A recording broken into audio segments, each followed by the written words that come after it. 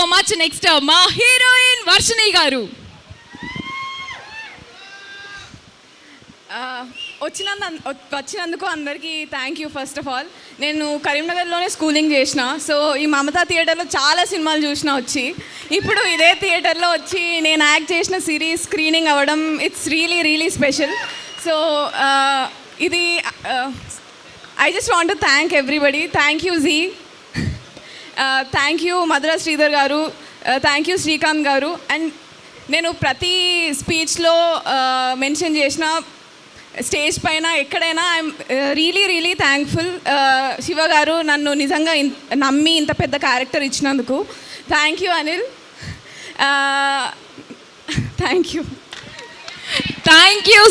You so much. Thank you మా DOP గారికి. ఇంకెవరు నన్ను మర్చిపోయారా?